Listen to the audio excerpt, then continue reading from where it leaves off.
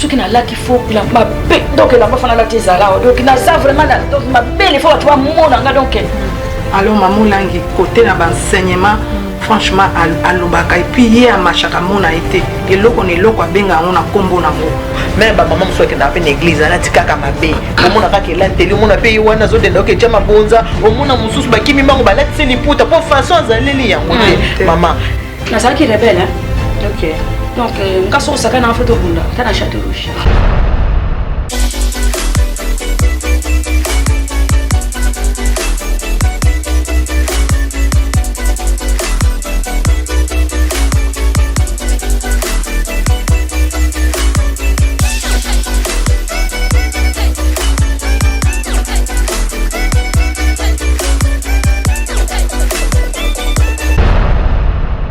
Allô. Ndeka na episode qui bana bobenga ba maman bobenga ba papa émission na bino yango bandi papa nous pour le mariage ensemble souvent mamelia netu na pesi bino mbote belé na pesi merci na nzambe tata parce que comme si biso na 2017 tout na 2017 nzamba comme si biso et on a pesi nzambe merci na souhaiter bino ba meilleurs vœux na bino nyos balinga ba bolinganga on so bo sepela na musana salaka bino surtout bolanda ka émission préparer nous pour le mariage ba oyo balinga service traité de décoration la providence na équipe nanga ba tunyo so na salaka na bango ba ta cuisine ba manutentionnaire ba chauffeur en tout cas ba meilleur venanga na seki bino boyebi kande tozara ndena terre bino chaque fois tant to kuta na nabisa bino nini l'amour et le pardon ndenga na mesana ko bisa bino tout le temps que nga na senga bino kaka bolingo na senga kaka pardon donc yango na sengi bolingo et réunion en 2017 on a bisognon surtout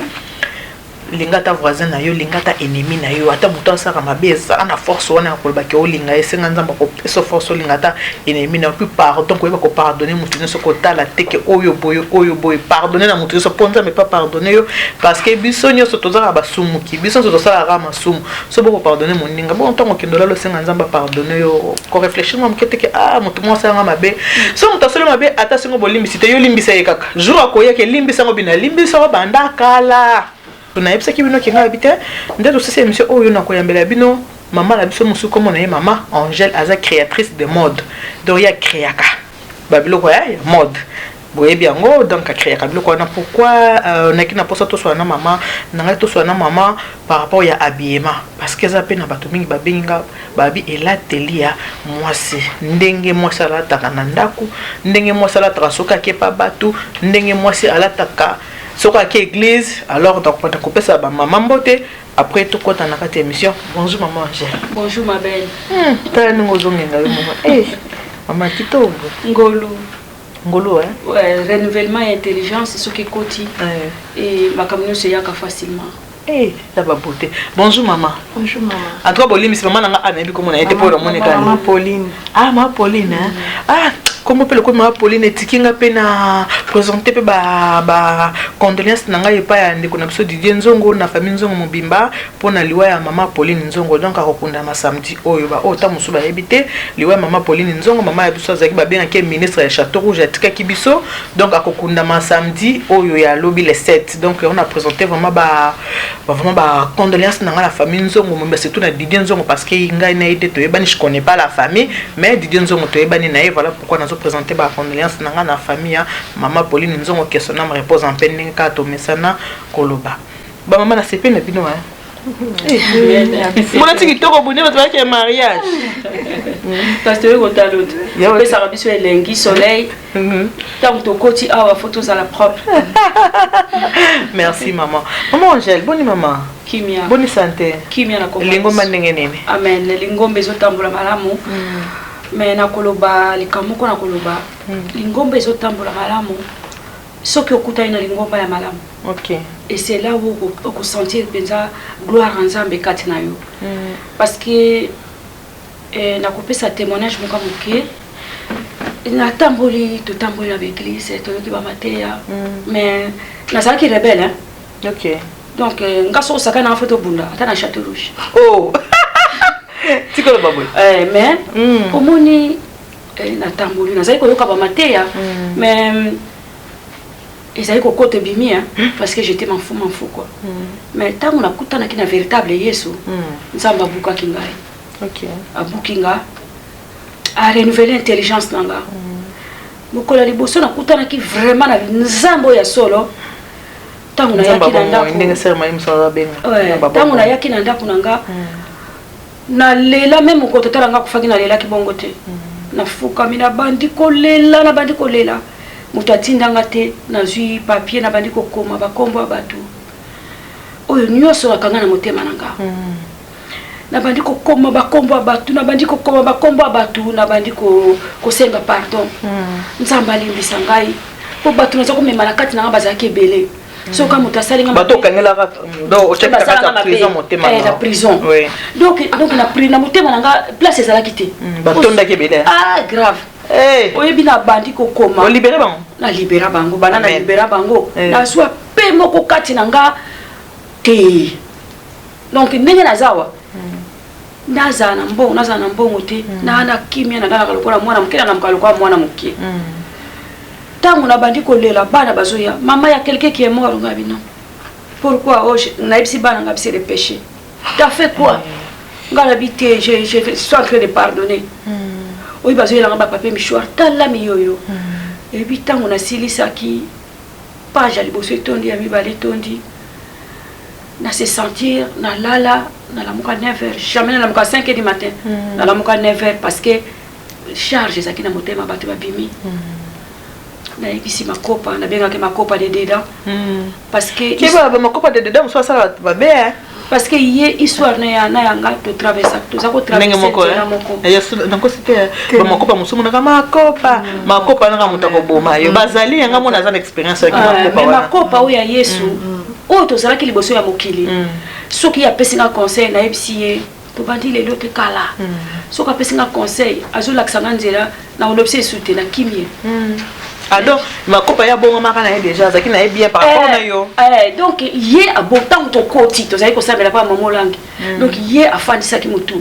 mais ngai soki alobi na ngali ka makopa ko sala boité sko bolongo ana tuna na te nga normalement to nga na longwa te ngai yende alongwaki mais nga nazali mais naza pe na pasteur nanga et pas na assemblée pas pasteur nanga d'accord ngai na longwaki parce que na kendeke soutien na longwa kinanga parce que ba makamango yango yo kaka bato ba betisi oli ba kokangie na motema afin de compte na ebisenga biso na continuer na oboma mutu bala mona milongwela na longwelanga na kendeke pe ko sambela pa mususu mais ndenge papa uti koloba il y a des églises où Yesu azana kati mususu Yesu azate OK na kendeke na sambele pa mususu mais nazalaki vraiment ndenge nazali kolingela vie nanga nazali komona ngo bongo te na bimaki na fandaki nanga na ndako lokola nzambe a préparaka makambo na ye na ndenge na ye makopa mokosusu abengi ngabi makopa nazokende sur église te abinanga mpona nini nabina oyebisi te et je gardais pour moi mokolo mosusu nabengi ye nayebisi abinanga okende église nayebisi makopa nakoya na église na bino ya kotala ma sœur na kene na église wana na kotika makolo liboso pasteur abando teya na bandi ko pe abandi ye afana ki pemena ngabano pianga kanda ngabi donc makopa yeko yebisa vie nanga pa pasteur na bango et bandi ko énerver ngai donc diable kati na ngai donc alinga kitena ko na kende place wana na subse to aussi salaire ni mbala moko tango prière elingesi la pasteur wana yebinga te na yo mbala moko tangi oh mama okoyi ko sala prière à clôture ngalo bia na sali prière tango na sisi mais mon mais ezaki ta osa prière te mapenza na somona kaka ya yeko lo pasteur ateyi vilanga sur le pardon donc tango to bimi asotu na makambu mais na sala ki songate na ye na ndako na ndenge na sala ki repentance na bandi ko bimisa batu nyoso na kanga kana motema nanga tango na silisi na saki na problème makolo na sako ka makolo pasi mais ata na melikisi pasi esila te mais les jours on a quitté makolo na mbeto makolo ngi comme on dirait léger ngambo ko l'esprit bandi ko bananga donc bato na tiaki na boloko baleka ki mingi comme ça kilo makolo mais charge donc na yiko banga lobia c'est pas bon na ibisika na be kamadi nzamba pambola yo oyebi ke lelo nasali lavage na motema na ngatu nga lavage ngabi na tala batu na bimisi belé na ye websa pasteur nzamba pambola yo mercredi na ngona yiko kende sur église nzamba pambola yo moko liboso la côté makolo na yaki na yakotala kaka mais na moni place na ngaiza awa et à partir ya wana na moni ke nzamba renouveler intelligence nanga vraiment nzamba renouveler intelligence nanga naza mwasi moko na lula kolata donc na lata ka penza donc na lata ka mais naza ko bebisa mbongo mingi na ba bijoux donc na ko que somba fantaisie à 1000 euros donc ba saki banini mais tango na côté une église nzamba bandi ko renouveler intelligence nanga na bi mais pourquoi pas nga moko na ba sala ba bijoux ko créer ko tubila mala banda ko créer banda kala ça fait des années na créer ka mais le mot créer on ndengene otongaka o dessinaka nazana ba sénégalais batongaka OK on ba tuna batongela donc na teka ba tisi donc na teka pe ba bijoux fantaisie mais nazali ko sala te na ibisi makopa je vais commencer à faire des bijoux abi meka tabani ko sala ba bijoux ya mono moni o ya lati ngam na sali ba oyo nyoso ngam na sali ah bon nyoso oyo ngam ko na lati oyo sala ngai mutu na lata ngana ngalokola mannequin na ye d'accord donc ndenge politika boye dessiner tolobi awa boyete oyo boyete to sala boye to sala ngo boye po ezala boye tissu ebongi na dentelle oyo sala ah mais kitoko donc oyo nyoso nazana ba sénégalais nanga na kokene na yebise ngabi alingi na lata boye sala boye makopa ngabi tissu ekokende boye tissu ekokende boye déjà que le moza ki kati na yo mais tellement moza kana kati mokilo za ko yebele ko nyoza na ngote tout likolo nzomona mais tango na bandi ko créer ba bijoux nazana siko na ba client ba utaka Londres nazana batu awa ba yaka kozoba kiteka en gros donc tout likolo na colère kanda loko ezalaki ko déranger vie na yango na kanda donc pour un oui pour un non a osilika donc ako raisonner te pouf maman asiliki bon mon élève sabino papa nous pour le mariage ezaka ko solo makambu ya solo za makambu ko ta to maman da pesa témoignage oh to vivre témoignage pour ngai pa nazala pa maman langelo ba bi mutu faut tambola na témoignage na yo moko ezato zo ya moningo tambola nango ndengo sali propre expérience na ona nzambe ndeko tambola nango d'accord donc ba oh nyoso la bijou moko nyoso yemo a créer ba oh nyoso moko la yemo a créer ça sala ngo ndenge ba accessoire donc to sala ka des foyers songa so sala ça va bien mi balé hein yé mo sala ka mais to na pesa ka idée na tuninga makopa oyo na oyo so to sali boyo moni ndeni mona nga na pesi te boye te mona toza ko discuter biso mbale to dessiner biso mbale voilà nazomona mosusu oyo eza awa nani oyo ozo présenter ba o présenter na bato ba otala biso oyo eza biloko na to sala eza ba commande mais tellement nalinga ko mingi pour la taper marque maman Angèle te ala ta oyo bien kitoko OK nyoso oyo na yo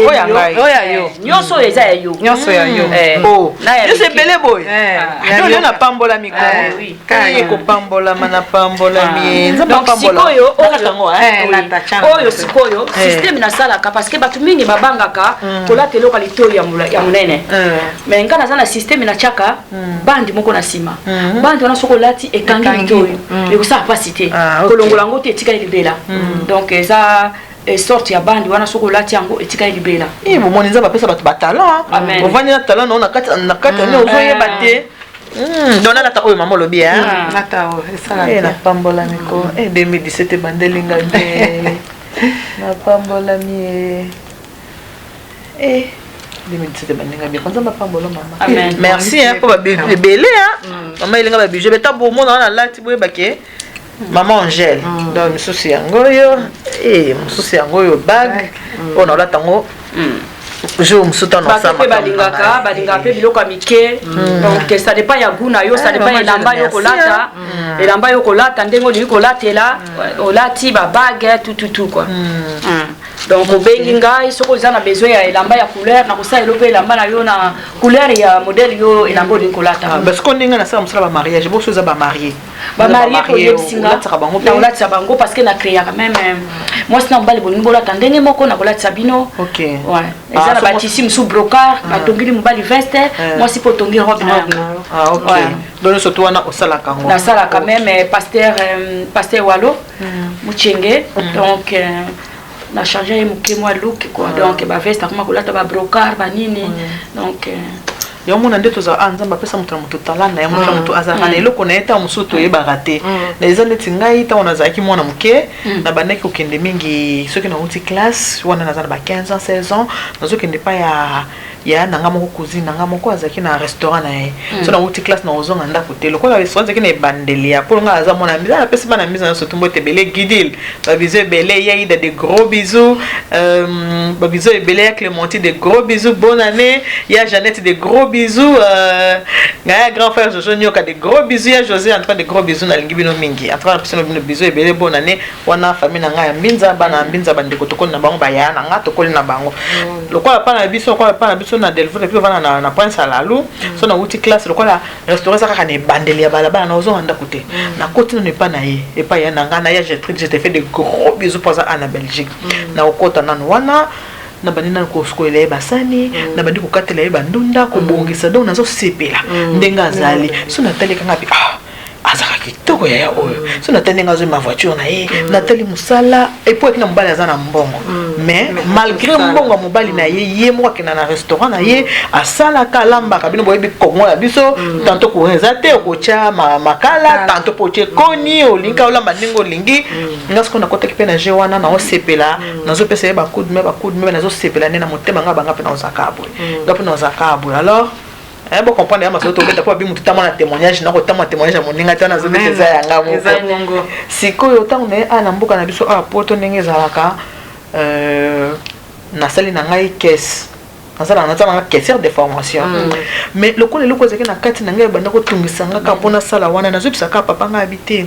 musala caisse vraiment ngai te ngaza na musala nga mobo na lingaka musala nga na lingaka fona kende sous formation pona musala wana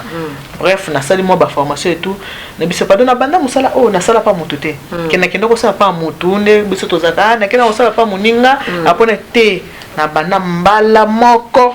nga moko papa sombi matériel na bandi musala nde to komi na 2017 na mois de mai awa donc musala zo sala 9 ans musala ngeza service traiteur de décoration la providence nzamba pamboli yango na pesa nzambe merci bino boyebi ka biso ba congolais to za to sala loko ozamwa bato azo bundisa ye ezanga te congolais linga mona muta sala loko te so muninga sala loko ata za ko sala na yo baka ke ndoluka ko sala pe ya ye zo nzamba pesa mutu na mutu na ye omoni yo tongaka te mo clair ba modèle ozo pesa bato bazo sala ni bazo tongeza loko nzamba pesa zo loko mama na biso asali eloko ne o maxi bien être maman Carole lelo oyo congolais loko alingaka te moninga ba congolais pe mosusu ba kepe ko sala pe ya bango soko osali yango eza ya malamu te composition oyebi te ozuka boîte changer on asali wana nde likambo za na kombo ba bengi congolais donc quand de ko ba kende mama bi ko tama na témoignage 2017 nga pe na pese témoignage na nga yango wana nzamba sala nga grâce na saka musala na nga ya mabala oyebi ko to na senga na réalisateur na biso a fait balancer biso na publicité moi service traiteur de décoration la providence ndenge na linga donc moment où on a sepela ka ezalaka tant on a sala ka musala na ngona ngona yango moment na sepela ka ngana vanda ka mboye na moni bato bazolia na moni décoration na bi nzambe merci soki yote ne babaka tina te ezala tina soki yote hein donc soki maelo yo tapana yote na kosa makambo te pona za mutu mwana weekend mona c'est les 2 mariages parfois na c'est 3 mariages ozomona moi pe nyoso pe ebongi réussi pe pe ceux qui marient na ko que non na déjà na mariage mo na kozo comme deuxième mari bien que na ko s'organiser na dans les 2 mariages au mona ka pe réussir donc ezaka raison nzambe asala mutu na mutu na likabona ngana témoigner parce que ba lobiso nzambe aselo malamu témoigner ceux qui na za ndenge na za bozali grâce ya nzambe on appelle nzambe merci na singi na réalisateur na biso à l'exception na musala na service traiteur de conseil la providence totala simatozongela masolo on a dans pour ça donc on crée un modèle tout soit na ba maman parce que ba maman mingi ba se plaindre ba le bureau mona moninga ye pa na yo tali la télé na ye ayebite kana kepa moninga oya ondira ko zoa mobile mama musoko mona ke nakata ndako nzambe mais ndenga nzambe to c'est ça bibisa poto zonga na masolo.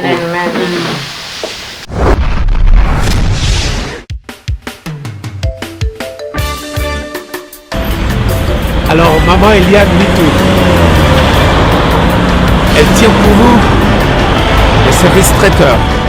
Service traiteur, maman Nitou, la providence. Na ba fête na biso mieux surtout. Tout nous sommes soutien. Ah bon, c'est nos fêtes, nous prenons notre bailler et comme le roi VIP. Tous vos événements, mariage, baptême, retrait d'œil, conférence. Donc il y a qu'à VIP. Maman Eliane Mitou met à votre service son service traiteur, la providence. Ne cherchez pas loin, il n'y a qu'une seule adresse. Location ezali. Il y a un matériel, location de voiture. Oh, ma CD, ma cassette, il y a mon rôle, nous pas l'idée de production, ils ont très bien. Donc, nayo muto ngo bana. Nayo muto so bala que nous anniversaire à libana nayo. Une seule adresse. Nayo muto ko kisi so 18 ngo anniversaire nayo. Je dis bien une seule adresse. Oyo zo ki bac. Oyo obani ministère, nous passer ce premier anniversaire église. Maman ni toi zali. Elle vous convient, elle me convient aussi. Parce que elle le fait très bien. Service traiteur, la providence. Un seul endroit, un seul service traiteur. Service traiteur, la providence. Elle et nous, nous formons bloc parce qu'elle connaît bien son service traiteur, la providence.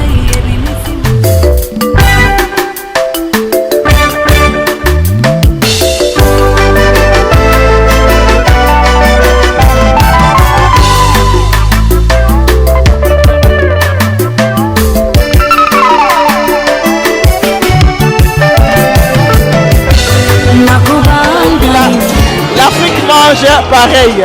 regardez, on est en train de faire un service à table. Nous faisons tout. Vous voulez un service buffet, service à table, tout ce que vous voulez. Donc nous sommes là pour répondre à vos attentes. Maman Angèle. Ma Pauline. Oui, maman. Ma Pauline. On a écouté ça, maman Pauline, linga mo bobé. Évidemment, maman Pauline, linga mo bobé. Maman Pauline. Oh, linga mo bobé. Au moins, service traité de quoi ça providence. Au moins, il y a kitoko mingi, kitoko vraiment. C'est bien. Au moins, il y a tes services nanga. La providence. Vraiment. Hein? Bino boa basali nzambe. Boyebi providence ezali. Voilà, donc pour yangeza ya nzambe. Bo ba mama na ngai na 5 millions na binenge ba ndeko ba binga ba lobi. Akomona moninga aina ndako na yo. Motali la télé. Moi ba oyo tiki libanda. Moi string ezomona na mais yo ke pa camarade no aza marié, aza na mobali na ye. Ba la télé ya ndengo na bato basaka bongo. Mais ba mama muso ke na pe na église ala tikaka mabe. Omona ka ke la télé, omona pe wana zo denda ke chama bonza, omona mususu ba kimi bango ba latise liputa pour façon azaleli yango te. Maman, est-ce que kolata liputa ba mama muso ba olinga te comme ça ba mama mi bimbe beaucoup conseiller na ba mama wana.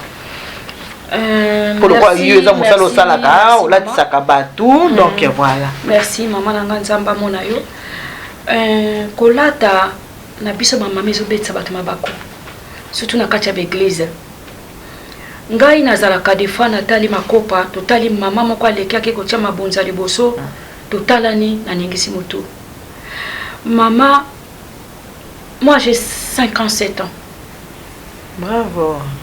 Nous avons appelé ça 100 ans. Ma copa a l'outil pour fêter 53 ans. Et nous avons 45 ans.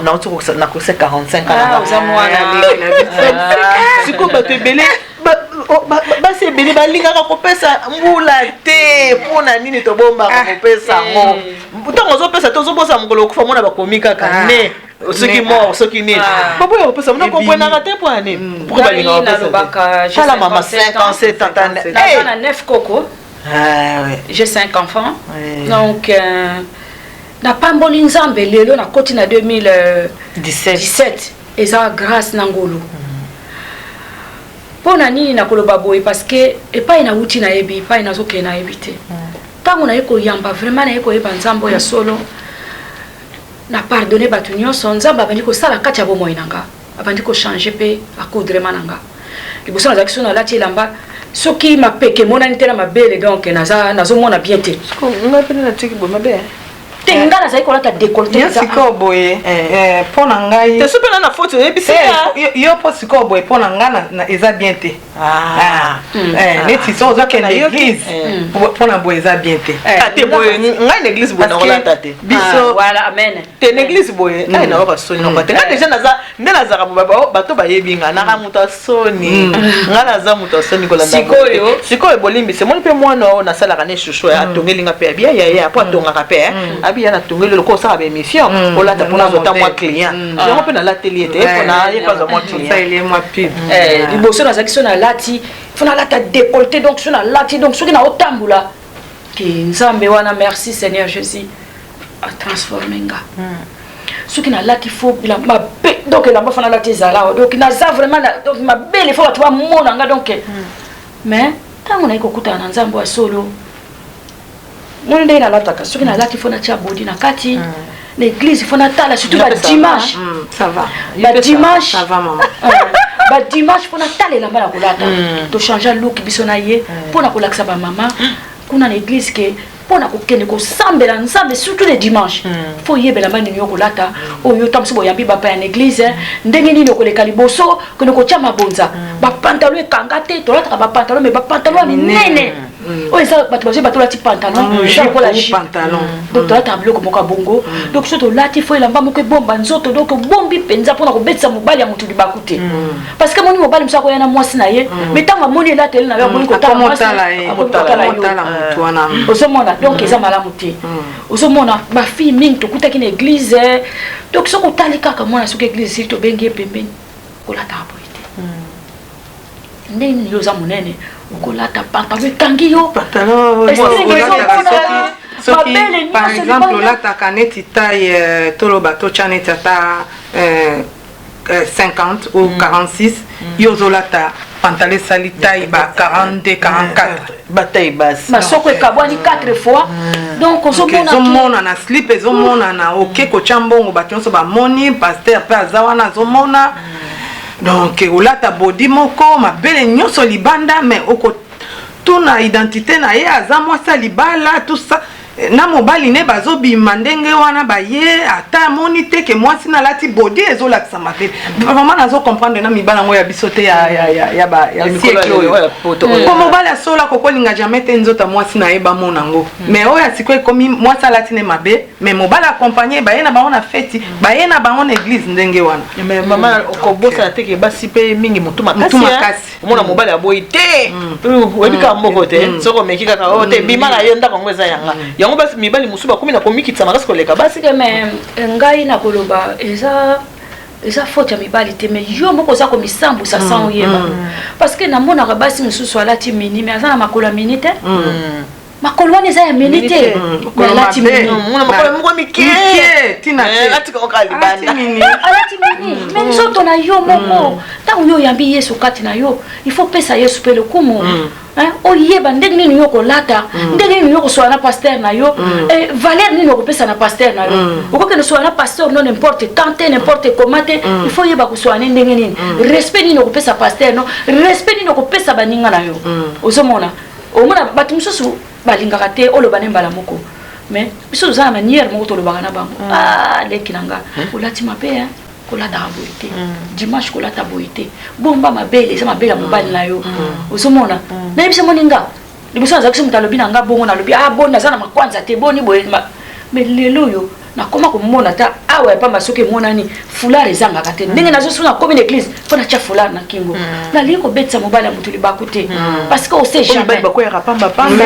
yango bamosusu bacamarade mosusu bolobana bacamarade mosusu okeye pa moninga aza mwasi libala mais okendaka na elateli moko mpo okende mpo mobali wana akoyesama na yo mokote ya bango nini baza ebele yango wana moni ngai nakoloba na bana basi wana mes sœurs le temps est à ma bé. Il y a un mari de nuit, femme de nuit. Et là, tu es dans des bateaux, dans parce que ok, dans l'esprit, dans la trompe, tant que mon tiki ma belle, tiki nzoto naona simezo monana de mois kokota kati na yo osomona vino ezo bongate ozoluka délivrance ozozwa te mais tout nana nzambe et là telina ola taki ndenge nini de mois na zakati na yo wuti wa de mois so ko sala pe ya famille na yo te de mois ya balabala lokoti ya koti kati na yo osomona donc yo moko mes sœurs vraiment na sengi bino bolimbisi na yebike batu mingi bakosepela batu mingi bakosepela te mais na wuta kikuna donc ngana zaki sona lati fo mabele mona na pona miyoka penza elengi mais lelo yo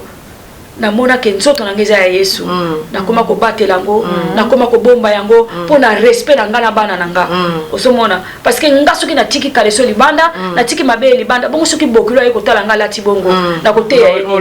to mwana nanga soka yende mwana ko ba nini mwana ba mama toi aussi tu t'habilles comme ça donc to luka to bongisa accoutrement na biso surtout devant Nzambe na l'église parce que au mona mutu pona nga na koloba Jean koko la tango mercredi dans la semaine mais dimanche eza jour à Jean na église dimanche eza olati jip na yo ya mulai olati robe na yo ya mulai olati mo veste na yo oke kokumisa Nzambe na yo même pantalon na yo pantalon ya mulai che veste na yo ezipi nzoto surtout nzoto kotika mabele no libanda te kotika masoko libanda te libumu libanda te nde to komosala ata masoko libanda yo wana ozokende mabele nyonso to minene libanda yo wana mais comment kokotika mabele ndenge wana libanda bongo mibali wana nso basa nisiko ozomona donc yango wana bolimbisa biso tolingi bino vraiment na komba Yesu to uti na nzela wana to tiki tolingi biso nyonso mukolo Yesu akoya akuta biso na kudrema moko ya malamu penza akuta biso tozala kitoko bomoni ngale na lati liputa na ngana na créer kana ba mo ba façon na ngana lati liputa na zui mo eloko na ngana tie na lingi na leka pa ya mama Eliane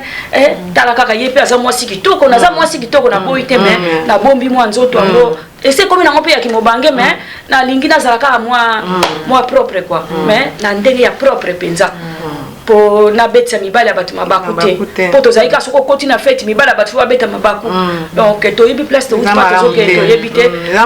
ko tango zaka na ndinga mokili wana tango zo kende na nini na fête po eza pe na bolo bela nano oza moninga na yo bolia na ye bomela na ye bokoli na ye ozaka na Afrique aye poto tongo aye poto moninga yambi na kati ndako na ye bakomi kovanda na ye le temps que ne kuboka ndenge kaka ezalaka siko so moninga ke musala ya tikana mobali ya moninga na kati ndako amona kaka mobali aza na kati ndako atikala na moninga alambela ka mobali na ye mobali aliaka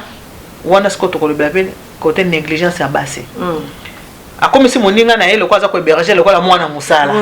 akomi ko sala ile makamunyo na kati ndako akombo selema mnoso akati ndako sikoyo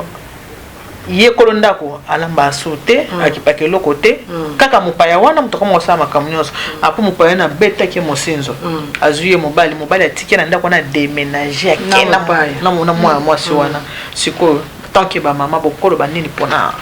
point wana place wana na koloba c'est vrai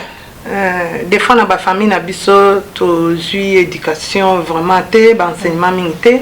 mais si kanga nazali na combat spirituel franchement maman langue frappaka fort na ba enseignement pour na ba maman parce que la Bible dit celui qui trouve une femme trouve le bonheur alors maman langue côté na ba enseignement franchement alobaka et puis hier machaka mona été et loko ne loko benga on a kombo nango vraiment la kisa biso yo mwasi olamuki na tongo d'ailleurs na pourquoi kaka volala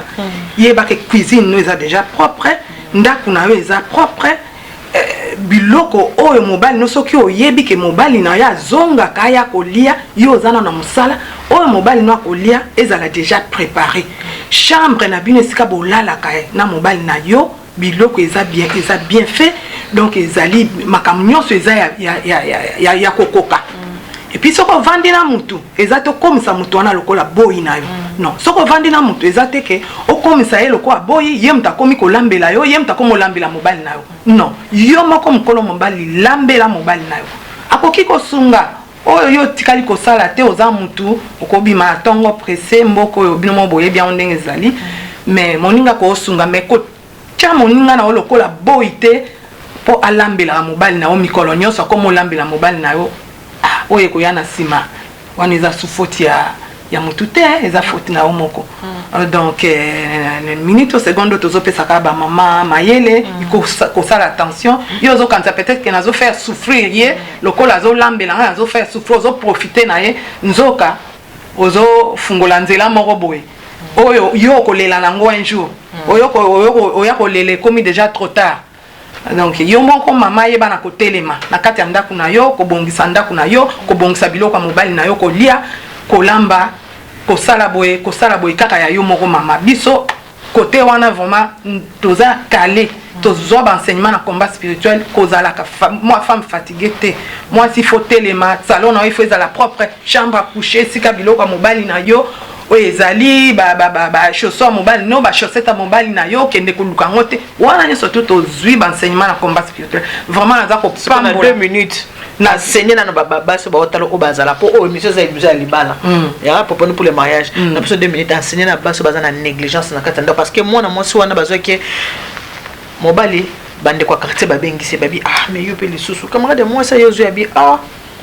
banda kota na katanda ko mwasi na ngasa kaso le ko moko te pour mwasi na ngasa kaso alambi semon atia ngwana kezo biloko na mona sala ko semon mais yeza so alambi semon nenga ko bongisa semon nenga ko présenter ngango hana zaki na shot ona kiekaka pe libali ko fite bandi botana bana tile le wana batikali alors enseigner na ba mama wana le ko bino bozo comment spirituel yango mama olangi pesa bango ta 3 minutes ya mama to zo ba enseignement na zako pambola mama olangi mingi na ba enseignement na ye na pamboli ba missionnaire nyonso atindaka na pamboli basala nzambe nyonso bao batelemi na combat spirituel pona kolakisa biso pona kotangisa biso vraiment mama olangi alakisaka biso vraiment comment savoir vivre, comment savoir être, comment savoir faire. Mama nganya lobaka na ye soki okutile mususu o mutu wana za mutu akomba me mangala mabe munoko mabe eza ye moko mutu wana mutu aza bongo alinko yoka te me ngai na kanga yango na zana vraiment ba enseignement nyonso na mutu banda mama olangi mama Daniel Mokengo asungi biso na kati ya mboko ya français ndenga koyeba kovanda na mibali ndenga koyeba ko répondre mobali ndenga koyeba kolamba ndenga koyeba koloba politesse ndenga ko respecter mobali même na miso abato ato ebike mobali no likambo akosi alobi lokuta c'est pas la peine hôtel mobali yo kokosi ayo non na malembe nyonso vandi nye mais après ko récupérer mobali na yo okoyeba ndenga koloba ke papa place oyo olobi lokuta eza malamu te et pas nzambe sala repentance na asi mutu soko bando ebise ndengwana ako kosa lisusu te vraiment balakisi biso ndenga ko bongisa ndako ndenga ko bongisa ba chambre à coucher ndenga ko tosa mobali yo mwasi fo lamba semuni pona mobali na yo obongiseli malamu chelie ndenga ko bongisa bilamba mobali ndenga ko bongisa même ba chaussette à mobali na yo ko luka chaussette te na basambeto même mama olangi alobaka na biso na ndenga ko kende ko sala même bureau ya mobali na yo soki mobali no aza na bureau faut comme suso leki na bureau mobali na yo otali qu'est-ce qui va qu'est-ce qui ne va pas yo moko nettoyer yo mwasi. En tout cas maman nganya lobaka na ye il faut ko sala yango parce que so mobali ake okutana na mwasi oyo azo sala ndenge wana akokima na ye yo il faut ko telema. Merci maman lokola tozosuna mwango mingi te est-ce que sikoyo ko bakisani na ko mama lobi lobaka ko makopa lobi akope makopa na nga amen makopa de makopa ngai na ko lobaka ka boye je bénis vraiment parce que nazala ki teti mais ma peke bukani la pesi pasteur nanga pasteur nani pasteur na biso pasteur Petrus Manzambi. Vraiment c'est un homme qui est dire nzambe na ye abuki mapeka nanga akomisinga vraiment une vraie servante de Dieu na komi ko loba poser makamno so poser pour nazalika non mais les lots so bika non ya mwana moi ça boya komiki tisa na ben politesse na monoko mais vraiment pasteur Manzambi côté wana azo chabiso na nzela ko laksa biso nenga ko loba donc na pamboli na papa nzamba pambola yo et puis na ko loba ba mama place to uti to yepa to so kento yebite to batela mabala o bazala mabala bo batela mabala bo bali fo zoye lokola mwana na yo po mibali bakola na bango te zoye lokola mwana na yo Donc to continuer l'émission oyo na kopesa bino vraiment témoignage oyo ngai ya mobimba des places boko comprendre to batela mabala parce que na vie tozana ngolelo soki ozana mobilité c'est trop dire solitude bomaka mes sœurs solitude bomaka soko ozana mobali ata zo peso eno côté mais bozana na bomoko ta ozana malade ya peso ne fils que qui ya pamba et ko bakse au jour moko ya vie en tout cas na lingi bino mingi mais soki mama ma belle a pesé sous occasion to nga nazara ningo solo biwana témoignage na yo na kopesa témoignage na vivant oya ngai moko oyo ba place na uti na ndenge na koli na lelo oyo bo moni ngai liboso na bino mingi bokolela mingi bokobongwana mais na lingi bino mingi à suivre na pesi pasteur na Ambote pasteur Manzambi vraiment tolingie mingi po azong sakabiso na nzela na kobengo pata makopa ma Paulina mais oyebi pourquoi na lingi maman pour vérité ngai liboso na combat spirituel na za mona maman langeza azana mona ndi maman langeza trop dur pour maman soka lobby likamba lobby ye soka lobby a loba ndenge ezali soko za moyibi akobengo za moyibi soko za na kindumba mamolanga kobengo za na kindumba mais na yepe papa pasteur kuna pe bazora mibali ya bato wana lobela ngo oui ba oyo ba oyo ko sala parole de Dieu ba oyo ba ligne alobela kango poto za pe na témoignage mona mboka na biso awa ndeko mo azosambela na combat spirituel akufeli mobali mais azuka ka mobali ya moninga pe kana kata combat spirituel oza mama combat lisolo na oyebi na biso na kombote mais yo yebi lisolo wana na ba oyo balingi koyoka ezaka lokwa na l'église nyonso na epai nyonso tu ata na kati ya classe professeur azopesa cours eza na bano bako saisir bien na ba eya na bano bako saisir bien te mais mutu lokola nga nazopambola mamolangi mingi po asali musala na kati na nga mingi okomo le bapele quoi hier mama Daniel oui asali musala eza te pona ndeko na mutete mama Daniel mokengo ndenge Yesu ezalaki ba yebisi Pierre yepoza lokola ye na tinde mokilelo leza poto ngazolo ba terminaison penza ya mama Olangi mama Olangi mingi nzamba pambola ye abakse mikolo et puis na pamboli su mama Daniel Mokengo mama na ngana lingaka ye mingi ye pe susu atelema ki pona ko enseigner biso pona ko lendisa biso pona ko tia biso na nzela malamu na yesu ko pambola su pasteur na pasteur Petrus Manzambi ye pe lisusu afrapa ka fort na mateya na ye ayoka ka soni te akolobelo likambo ndenge ezali yango wana na kati ya nzela wana ndelelo biso tokomi basi ya solo basi ya kobomba nzoto basi ya lokumu basi ya kosola malamu ata likambo ezali tosisi na kimia nzamba pambola bino na pamboli o ma chérie oya mbangai l'émission na yo na pamboli o nzamba pambola amen mama yo pesi mbote na pasteur bino so pasteur moko pasteur moko aba pasteur moko toza pasteur moko donc na pamboli ba mama nyonso ya église de Christ na pamboli bino na pamboli mwana na ngai ya mwasi aza lokola nga kitoko Joyce aza na 4 bana na pamboli mwana na ngai liboso na pamboli oya mobali na yeko tika yepe bokokuta na yepo aza pe modéliste aza na marque na bila mama kila master donc na pamboli puis na pamboli libota na pamboli libota na mobimbe puis na pamboli mobali nanga aza muluba chuchuna shule mwana tata ndio wako paseki boye na pamboli mwana tata aleki kolinga mobali mingi kasi malako balingela yeye linga ya yo balingela yeye tala 3 ka ketika na kokisa 60 ami bata soko baby silelo na bolokota yo okozwa ya mwana muke abantu beto tina babalabala ami bata la koko ranga wana merci mimi ko comprendre makopa nzamba pambola amen yo nzamba pambola makopa ozalaka toujours simananga soki na siliki ozaka toujours simananga nzamba pambola makopa parce que nzambe asangisaka bato pamba ta yebi nzamba pambola merci pambola ba mapamboli boyo kinga na lobika na bakoba zo tala biso na kobakisa maloba mingi mingi tena oba mama balobi boyo ki mama njola biki akozonga mbalsima ya kopesa témoignage na ye yo makambo sepelisanga na papa nous pour le mariage yango yo masolo na ngezaka ya kolokota te ke na mona ki bato bazo bunda na sa yango lisolo te nga soki na leki seki na likambo koloba oyo eza penza ya solo baka du vécu du vrai makambo solo yango oyo ngai na yaka koloba na lokota te sko témoignage ya mama lokwa mama lobiki ya koleka mama koleka lisusu po akopesa témoignage na ye na pesi bino merci nzamba pambola bino ndi bo disposer tana bino pona koya koleka pona kosoya po mosalo na salaka mama musalo na sala keza musala munene ebotaka bambuma nango ebotaka bambuma nango musalo nga na sala ka préparer nous pour le mariage ebotaka penza bambuma na marqué vraiment eza ya nzambe ebotaka penza bambuma alors na lobi ba nyonso to ba otala biso na pesi bino mbote mingi ndenge na lobaka God bless you, que Dieu vous bénisse, nzamba pambola bino, Mungu awabariki, nzambe kusakumuna moyo yo ndenge na lobate tetela moyo fula yo na benza mbote mingi te nzamba pambola bino balobani na bosani mukolana na yambaka pasteur Francis Lola le leader ya lobaka bon mama nga tetela te na bosani na ngango yusko lobati kama tongo sana mutetela na bosani obosani nzamba pambola bino kitetela onya chongo kitetela ngo pe ma bonga ya bi nzamba lu beneshene no bana bati bon bye bye